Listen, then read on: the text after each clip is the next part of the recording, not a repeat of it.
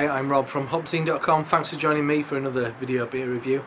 This time we're looking at a beer from the Fullers Brewery in London. It's part of their Past Masters series. It's their Double Stout. This is the second part of their Past Masters series, where they're kind of pulling out old recipes from they have like an extensive kind of brewer's log, which goes back hundreds of years. I reviewed the first one with I think it's called XX, and I reviewed that with Peter, the master of hoppets from Denmark. And this one is their Double Stout. Don't think I've had a Double Stout apart from the one from Hook Norton. So this one is 7.4%. Bit of a big boy. Just a side note, Fuller's bottles, if you're a homebrew, Fuller's bottles are fantastic. Label just falls off. Homebrewer's dream. And they're really nice kind of dark glass as well. Anyway, what we got here?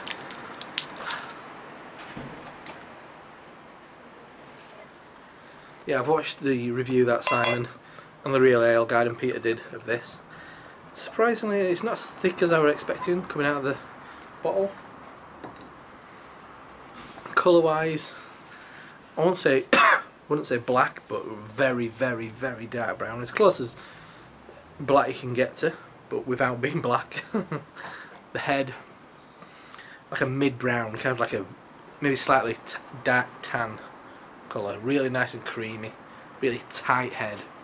Kind of looks like a hand-pulled head as well. I think that says a lot about the quality of this beer. I mean, Fullers are big in our kind of sense, but I was talking to a friend who was a good friend of John Keeling, the head brewer at Fullers, and he was saying that I think that when he takes like American friends to look around Fullers, like, we were kind of expecting this to be bigger because Fullers have got a reputation that is, and I think which is worldwide, and I think that says so much more about the quality of their beer than having a big kind of brewery. Like, I mean, I love Sierra Nevada, but their brewery is absolutely vast. Fullers aren't that. Fullers, I'm sure, size-wise, they'd be seen as a regional brewery in America, but in Britain, I mean, it gets exported worldwide. Anyway, let's waffle. Let's have a sniff.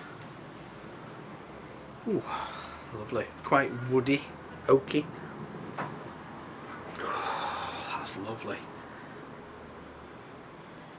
A real kind of smooth, like a really rich vanilla.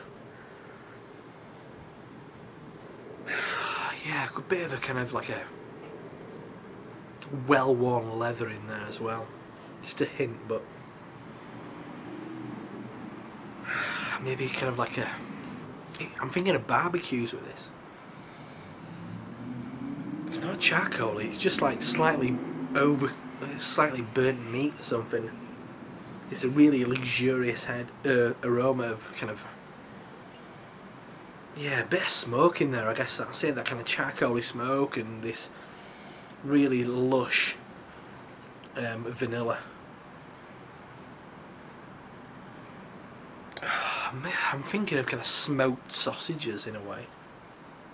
Like a really heavy kind of, there's a deli I go to in Bradford, they sell this kind of paprika laden Hungarian kind of salami, and it's a bit like that.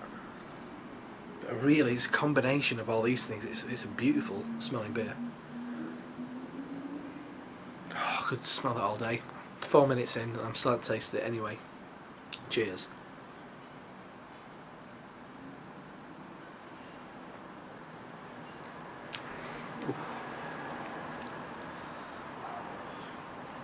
That's fantastic. I mean, the body's not that, it's not super full. It's quite medium. I mean, this is an old style beer, 7.4%. It could be a big old kind of molassesy, kind of thick beer, but it's not. But the thing about it, it might not be thick, but it's so unbelievably smooth.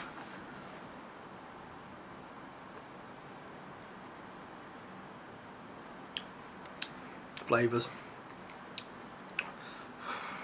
Once again, it's everything I said on the nose actually, which I think is a sign of a good beer.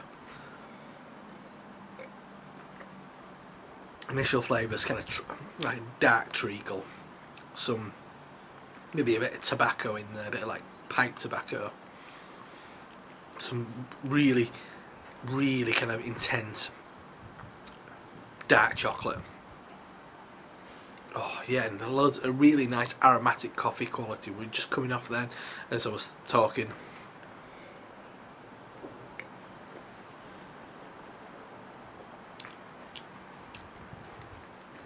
It's that smooth vanilla's in there, but it's kind of more like a creme caramel, kind of that combination of vanilla custard and intense kind of dark caramel. It ends with a bit of hops, actually, a little bit of hops, and then more of this really interesting coffee quality. And it's not like a coffee I've had before. It's not like a coffee quality I've had in a beer that often. It's really aromatic. It's lovely, but it's a really kind of quite an earthy quality as well. But that's lovely. That is outstanding. I wasn't expecting that to be as fantastic as it is.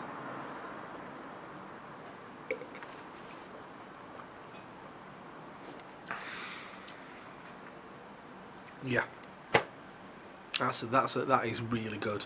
I mean, it's a really interesting situation what I find myself in now. I mean, this is a brewery that are progressive in their ideas, but looking back to kind of historical recipes, and I mean, I can draw parallels with this beer and the kind of beer you get from one of their partners in the London Brewers Alliance, Colonel. If I could happily, if I had this had have had one of those unmistakable brown Colonel labels on it, I'd have been like, wow, that's a fantastic Colonel beer reprising an old recipe. I mean, in its Fullers.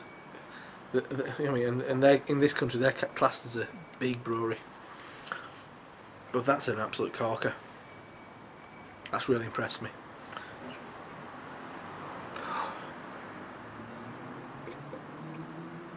So just to sum up really.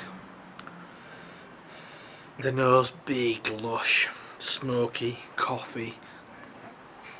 It's really rich, like concentrated vanilla essence. But not super sweet. It's got a savoury quality, like an overcooked joint of beef. But the flavour, complex, unmistakably British. But to steal a phrase off Terry, it's a lush beer. It's a proper lush beer. It's full of kind of opulent, full, reassuring, earthy kind of flavours. That's a corker. That's a real corker. Anyway, so that's Fuller's Past Masters Double Stout, 7.4%. Big thanks to John Keeling and Tony over at Fuller's for sending this bottle for review. And to be honest, I'm very impressed. That's a special beer. Anyway, I'm Rob from HopZine.com, and I'll see you next time. Cheers.